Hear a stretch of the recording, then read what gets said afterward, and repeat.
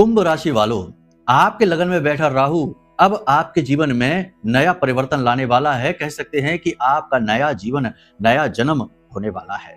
केवल राहु ही नहीं, कुछ ऐसी और ग्रह स्थितियां हैं जैसे कि उतरती हुई साढ़े साती शनि आपके धन भाव में, आपके परिवार भाव में बैठे हैं। लगन में राहु बैठा है, अपनी ही राशि में बैठा है। याद रखना बंधुओं, कुंभ राशि कोई साधारण राशि नहीं है। यह एक ऐसी राशि है जो अपने साथ साथ अपने आसपास के लोगों का और इस पूरे संसार का स्वभाव बदलने की दम रखती है।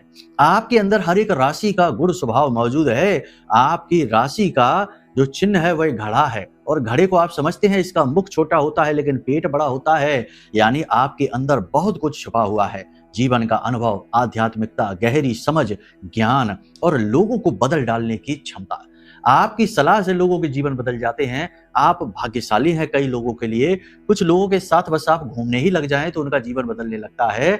हालांकि अपने लिए आप थोड़े से दुर्भाग्यशाली हैं। इस समय और काल पर आप नींद लेने में परेशानी महसूस कर रहे हैं। सोकर जब आप जगते हैं तो थका थका सा महसूस करते हैं। भूख प्यास भी आपकी कम होती जा रही है और एक अजीब सी मानसिक बेचैनी और घबराहट आप महसूस कर रहे हैं। आप अपने मन में खालीपन का एहसास कर रहे हैं। आपको ऐसा लगता है जैसे कि संसार में आपके होने का कोई उद्देश्य ही नहीं है। इस संसार में आपके आना ही व्यर्थ है, या हो सकता है कि आप किसी गलत ही दुनिया जहान संसार में आ गए हैं। पैसा आपके हाथों से फिसलता जा रहा है और आगामी बड़े खर्चों के लिए आप पैसा रोक नहीं पा रहे हैं। यह आपका सबसे बड़ा डर है।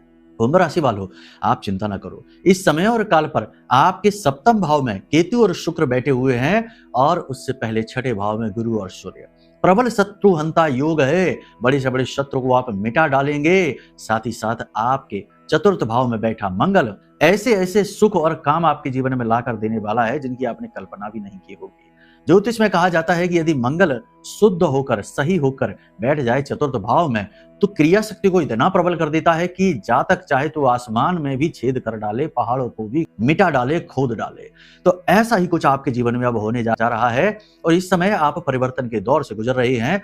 5 बड़े आध्यात्मिक परिवर्तन इस समय आप महसूस कर रहे हैं। इन्हें हम आपको बताएंगे। शायद आप इनके बारे में अभी समझ नहीं पा रहे हैं।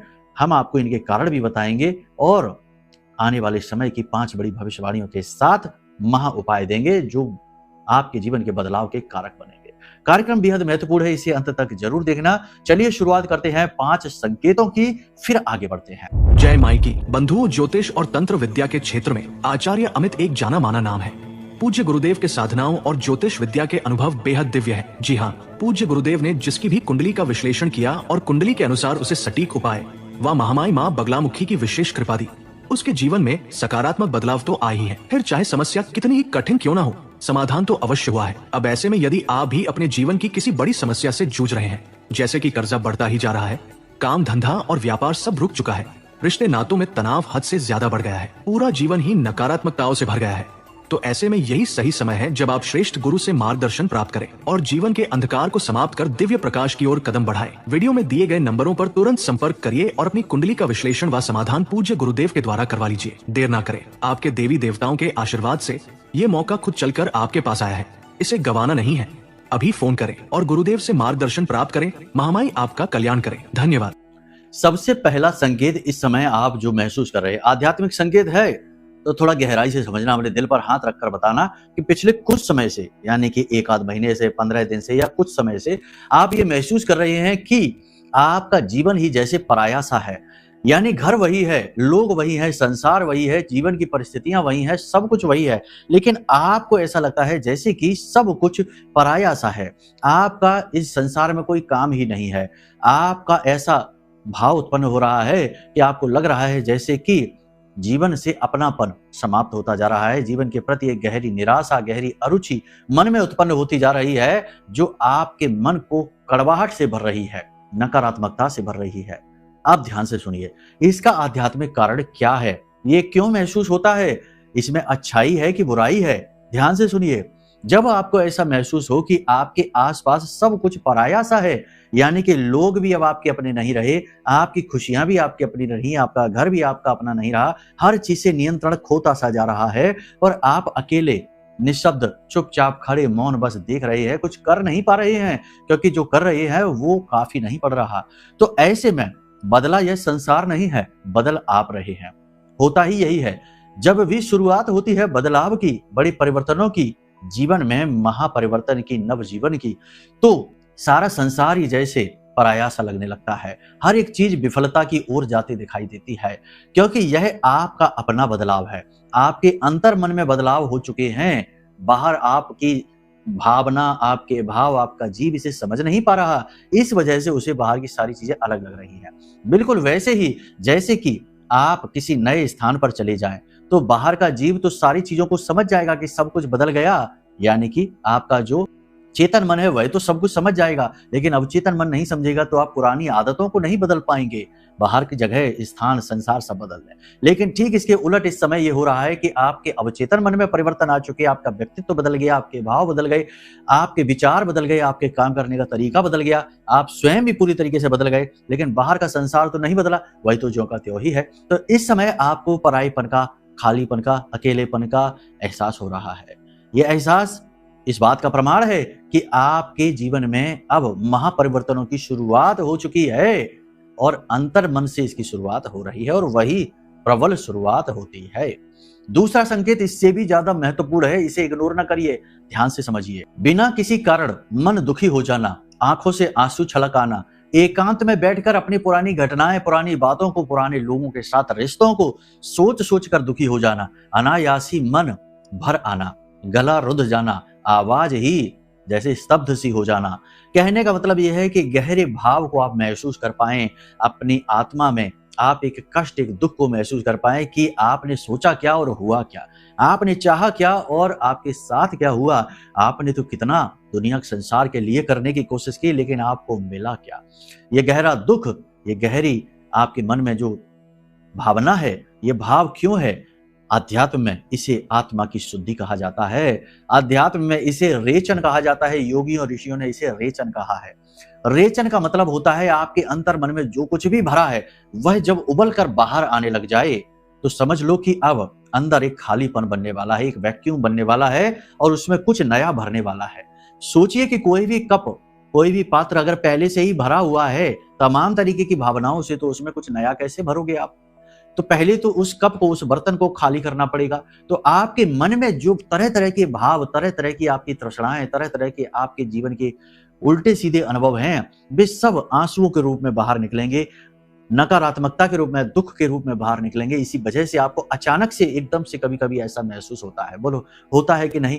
कमेंट करके हमें बताना, ठीक है। एक हमारे दर्शक है, उनका हम कमेंट देख रहे थे तो वो हमें सिखा रहे थे कि कमेंट नहीं होता, उच्चारण कमेंट होता है।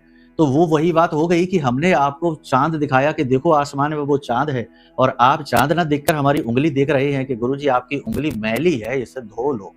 ठीक ठीक है ना? तो अब ऐसे मूर्खों को कोई क्या समझाएगा? इन्हें समझने की नहीं, इन्हें 10-20 और जन्म लेने की आवश्यकता है, तब इनकी चेतना थोड़ी सी ऊपर उठेगी। ठीक है, तो ऐसे महामूर्खों से तो खैर हम बात ही नहीं कर रहे हैं, जिनका ज्ञान से कोई लेना देना नहीं। इन्हें बस कुतर्क में आनंद आता है और कुतर्क ही इनके जीवन का उद्देश्य ही है। इसीलिए हर जगह भ्रष्टाचार फैलाकर, कुतर्क फैलाकर, अच्छी से अच्छी चीजों में भी गंदगी ढूंढ लेना इनका जीवन का लक्ष्य बन गया है। समाज में भी ऐसे ही लोगों ने गंदगी फैला रखी है। तो ऐसे महामूर्ख और कुटिल लोगों से हमारा निवेदन है कि हमारे कार्यक्रम ना देखिए, 2 मिनट वाली रीलें देखिए जिसमें बड़ा मनोरंजन है और आपके जीवन का उद्देश्य भी पूरा होगा, क्योंकि आप इसीलिए आए हैं, भोगने के लिए। भोगिए और जाइए, ठीक है। हमारे कार्यक्रम ज्ञानियों के लिए होते हैं, विकसित होने वाले लोगों के लिए होते हैं, जो विकास की राह पर, आत्मोत्थान की राह पर चल रहे हैं, उनके लिए होते हैं, ठीक है। शॉर्टकट वालों के लिए नहीं। खैर चलिए, अब आप ध्यान से सुनिए। इसे रेचन कहते हैं। आपके मन के भाव तेजी से खाली हो रहे हैं, इसीलिए आपको मन में उथल पुथल महसूस हो रही है, घबराहट महसूस हो रही है और आंखों से आंसू छलक आना और बात बात में दुखी हो जाना और एकांत में बैठकर अपने आप में ही खो जाना, पुरानी बातें यादों में खो जाना कि हमारे साथ ऐसा क्यों हुआ, हमारी क्या गलती थी, हमने किसी का क्या बिगाड़ा था। कुछ लोग जीवन में ऐसे होते हैं, कुछ परिस्थितियां ऐसी होती हैं जो हमें सिखाने आती हैं, हमारी चेतना को जागृत करने आती हैं, झटका देने आती हैं। जब गाड़ी बंद पड़ जाती है तो उसे धक्का लगाकर स्टार्ट करना पड़ता है। ऐसा ही है हमारा जीवन। सिर्फ हमारा जीवन नहीं है, यह जन्म जन्मांतर की यात्रा है। तो इसे इस तरह से देखना चाहिए, तो आपको सुख शांति का एहसास भी होगा और अपने जीवन में घटित घटनाओं का आपको कारण भी समझ में आने लगेगा। तीसरी घटना, कुछ लोगों का आपका साथ छोड़कर चले जाना, यानी कुछ लोग जो आपसे पहले जुड़े थे, प्रेम करते थे, आप भी उन्हें प्रेम करते थे, अचानक से ऐसा न जाने क्या हो गया कि वे आपके शत्रु जैसे हो गए, शत्रुवत व्यवहार करने लगे, आपसे दूर भागने लगे, आपको ही दूर भगाने लगे। आप समझ ही नहीं पा रहे कि आखिर ऐसा क्या हो गया, आपने ऐसा क्या कर दिया, ऐसी कौन सी बड़ी बात हो गई कि इस तरह से व्यवहार कर रहा है यह इंसान। लेकिन वह इंसान आपसे दूर नहीं जा रहा, उसका आपके साथ होने का उद्देश्य पूर्ण हो चुका है। विधि का यह नियम है कि हर व्यक्ति जो हमारे या आपके जीवन में आ रहा है, आने वाला है या इस समय है, उस व्यक्ति का आपके जीवन में आने का एक आध्यात्मिक कारण भी है। सिर्फ इसलिए नहीं कि वह आपका बिजनेस पार्टनर बन गया या उससे आपका विवाह हो गया या वह आपकी संतान बनकर आ गया। कहानी के माध्यम से, उदाहरणों से तो इसे हम बहुत गहराई से आपको समझा सकते हैं, लेकिन उसमें घंटों का कार्यक्रम बनेगा। ठीक है, तो फिलहाल हम आपको बता दें कि हर व्यक्ति एक उद्देश्य के साथ हमारे जीवन में आता है, उद्देश्य पूर्ति होते ही चला जाता है। प्रकृति को इस बात से कोई मतलब नहीं, ब्रह्मांड को इस बात से कोई मतलब नहीं कि आपके भाव कैसे हैं, आप दिल में क्या महसूस कर रहे हैं और आप उस व्यक्ति से कितनी गहराई से जुड़े हुए हैं, इससे उसको कोई मतलब नहीं है। आपके जन्म लेने का उद्देश्य है आपकी आध्यात्मिक चेतना को जागृत करना, आध्यात्मिक उन्नति हासिल करना। तो आपकी आध्यात्मिक उन्नति में यह व्यक्ति सहायक के तौर पर आया, आपको कुछ नए पाठ, नए लेसन, नई सीख देने के लिए आया। तो आपको इसे इस तरह लेना है। इसी के साथ साथ हम आपको एक चीज और बता दें कि कभी कभी हमारे पुरखे पूर्वज, हमारे आसपास जो दिव्य आत्माएं हैं, हर व्यक्ति आत्माओं से हर वक्त घिरा रहता है। और किरिलियन फोटोग्राफी टेक्निक जो इस समय वैज्ञानिक टेक्निक है, उसके माध्यम से यह पता भी चलता है कि जब किसी व्यक्ति की फोटो ली जाती है तो उसके आसपास कई ह्यूमन लाइक फिगर्स दिखाई देते हैं, जो दिखाते हैं क्योंकि वह कैमरा जो है वह एनर्जी को कैप्चर करता है, तो वह देख लेता है इस चीज को। तो ये प्रमाण है। वैसे तो शास्त्र प्रमाण तो बहुत सारे हैं, लेकिन ये वैज्ञानिक प्रमाण है। आजकल विज्ञान लोग बहुत करते हैं, इसमें आनंद आता है, तो विज्ञान की बात भी कहनी ही पड़ती है। कहने का मतलब यह है कि आपके आसपास की जो दिव्य आत्माएं हैं, वे आत्माएं जानबूझकर उस इंसान को आपसे दूर करती हैं, क्योंकि उस इंसान का आध्यात्मिक स्तर आपसे बहुत नीचा है और उसका उद्देश्य भी पूरा हो चुका है। तो अब आप चाहकर भी उसे रोक नहीं पाएंगे, वह जाएगा ही जाएगा, चाहे कुछ भी आप करो। तो उस व्यक्ति के जाने का दुख आपको सताएगा, परेशान करेगा। ये संकेत आपको मिला है कि नहीं, कमेंट करके बताना। ठीक है, ये ना कहना कि कमेंट कहते हैं, कमेंट नहीं कहते हैं। ठीक है, मजाक की बात है। अगला संकेत, आध्यात्म की ओर गहरा झुकाव, गहरा आकर्षण महसूस करना, यानी मंत्र सुनते ही मन शांत हो जाना, मंत्र उच्चारण करते ही मन शांत हो जाना। जब भी दुखी होना, परेशान होना, तो यह भाव मन में आना कि अपने आराध्य की ओर चलो, अपने भगवान की ओर चलो, मंदिर चलो, वहां सुख मिलेगा और मिलता भी है। तो कहने का मतलब यह है कि गहरा आध्यात्मिक झुकाव इस बात का प्रमाण है कि आप अंदर से अब बदल चुके हैं, अब आप ज्यादा मैच्योर, ज्यादा शुद्ध हो चुके हैं, बदलाव के लिए आप तैयार हैं। अब पांचवा संकेत, ये बहुत शक्तिशाली है और ये प्रमाण होगा कि आपकी चेतना बदल चुकी है इस बात का। सब कुछ स्पष्ट तौर पर आपको दिखाई देना। जी हाँ, कैसे? ध्यान से सुनिए। कोई भी व्यक्ति आपके सामने आए और आपसे कुछ कहने की कोशिश करे, बोलने की कोशिश करे, उस व्यक्ति के बोलने से पहले ही आपको महसूस हो जाए कि यह क्या कहने वाला है। उस व्यक्ति के आते ही आपको यह महसूस हो जाए कि यह क्यों आया है। यहां तक कि उस व्यक्ति के आने से पहले ही आपको यह महसूस हो जाए कि यह व्यक्ति आपकी ओर आने वाला है या इस व्यक्ति का फोन आपके पास आने वाला है।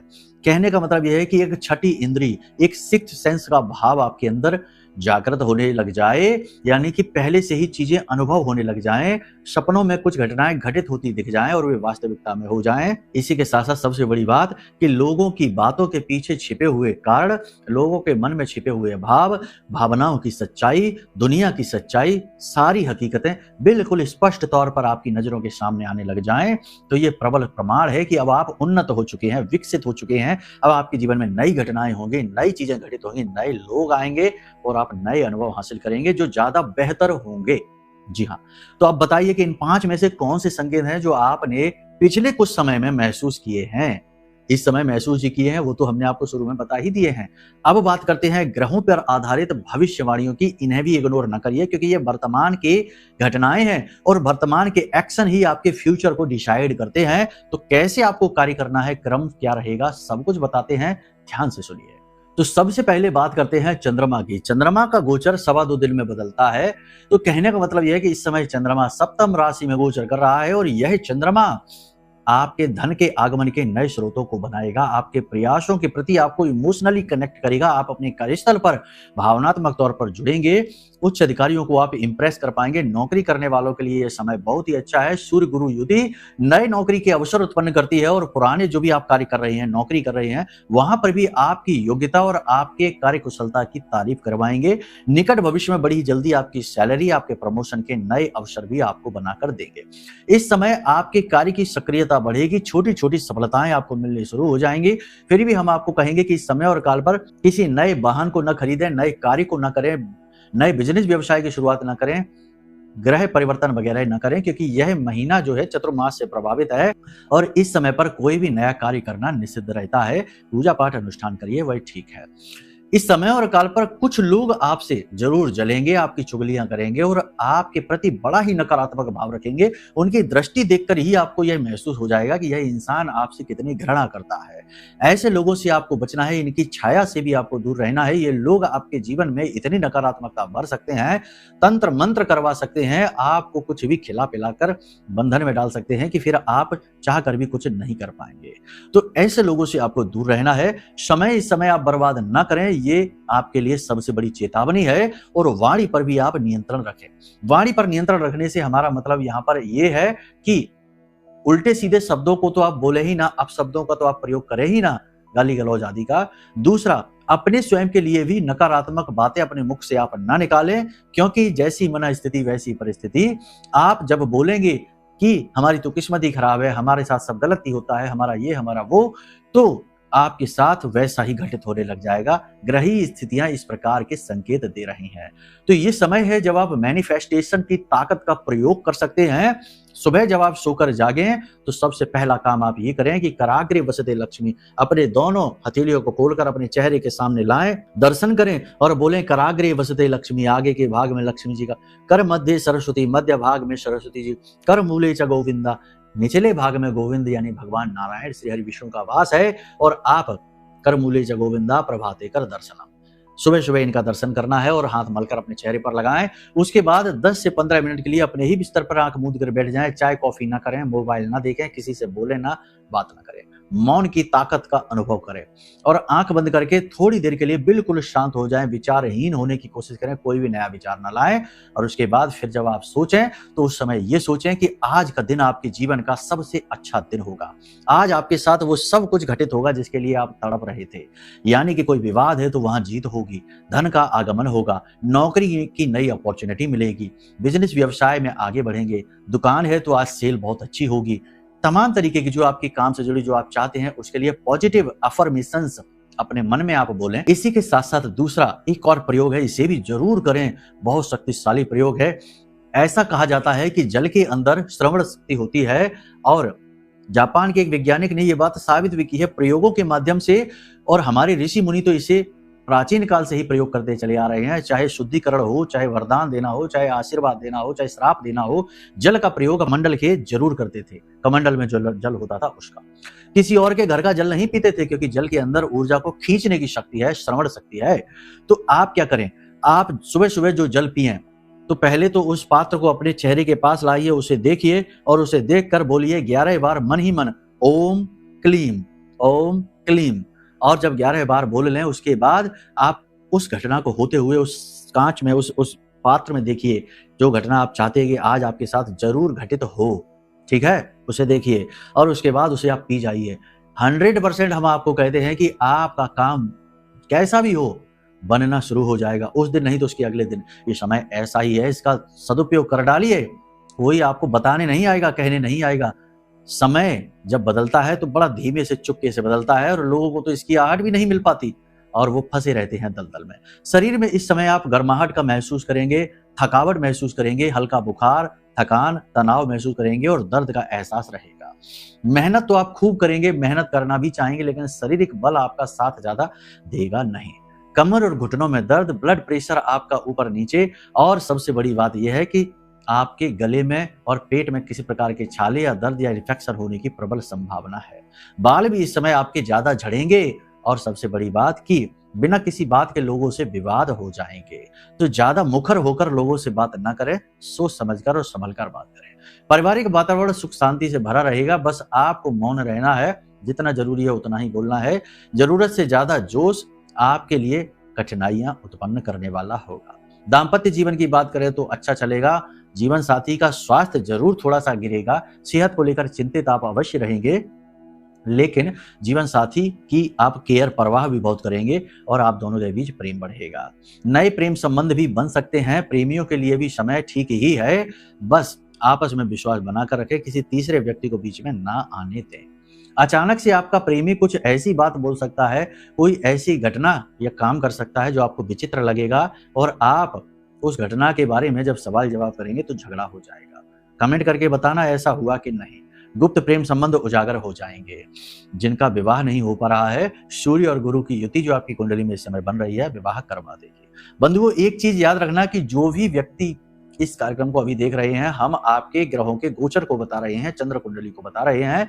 इस समय हम आपके जन्म पत्री को नहीं बता रहे। यदि आपके लिए मन में आपके कुछ विशेष प्रश्न हैं, आप कुछ चाहते हैं, जानना चाहते हैं, कुछ सवाल हैं अपने जीवन के बारे में, तो आप अपनी कुंडली का विवेचन कराएं। उसके लिए वीडियो में नंबर है, फोन कर लें। आपकी जन्म पत्री आपके जीवन का नक्शा है, वह आपके उन सवालों के जवाब भी दे सकती है जिनके लिए आप घूम ही रहे हैं, उनके जवाब आपको मिल नहीं पा रहे, उनके जवाब भी आपको मिलेंगे।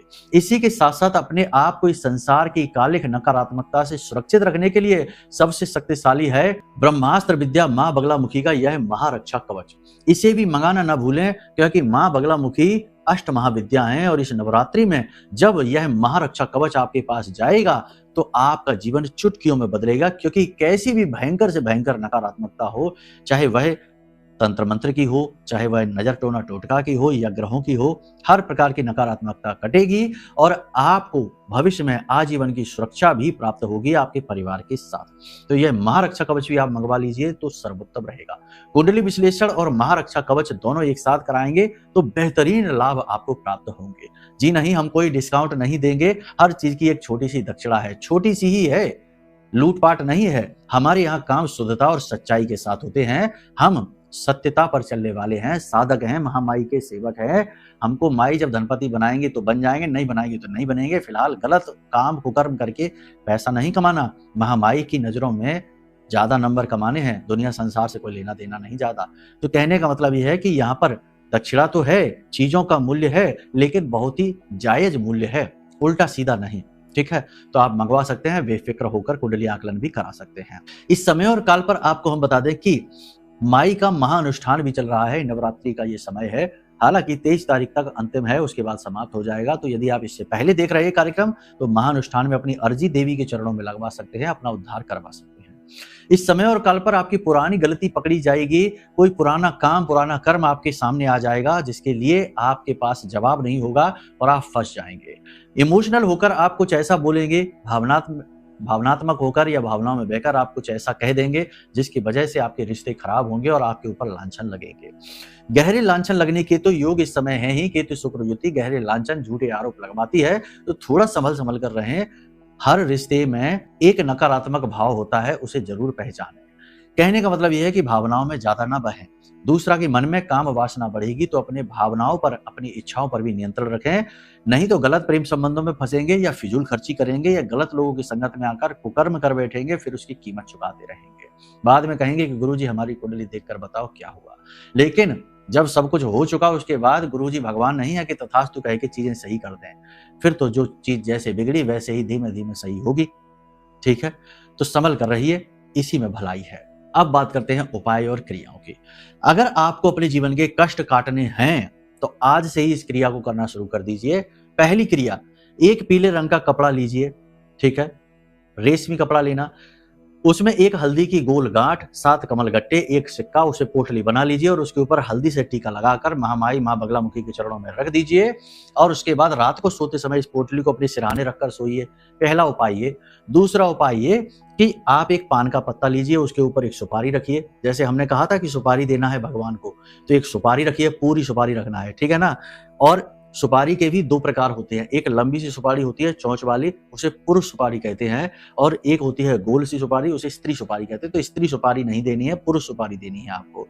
तो पुरुष सुपारी आपको रखनी है उसके ऊपर, और आपको थोड़े से चावल रखने हैं, उस पर पीसी हुई हल्दी डालनी है, और इसी के साथ साथ उस सुपारी को थोड़ा सा कुमकुम लगा देना है। अब पान पर रखी हुई यह सुपारी हनुमान जी के चरणों में रख देनी है, और वहीं पर बैठकर 11 बार हनुमान चालीसा का पाठ करना है, और 108 बार राम नाम का जाप करना है, फिर बजरंग बाण का पाठ करना है।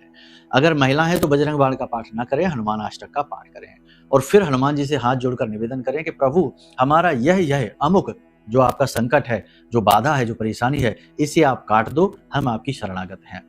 इस उपाय को आपको लगातार 11 दिनों तक करना है। 11 दिन के अंदर अंदर भयंकर से भयंकर, बड़े से बड़ा संकट कट जाएगा, इस बात की गारंटी है। करके देखिए इन उपायों को, फिर बताइए। बाकी पूर्ण समाधान के लिए कुंडली दिखवा लीजिए, नंबर वीडियो में दिया गया है, फोन कर लेना, पूर्ण समाधान प्राप्त हो जाएंगे देवी माँ बगलामुखी की कृपा और उनके आशीर्वाद से। चलिए कार्यक्रम को यही विराम देते हैं। प्रेम से बोलिए जय माई की, जय माँ बगलामुखी।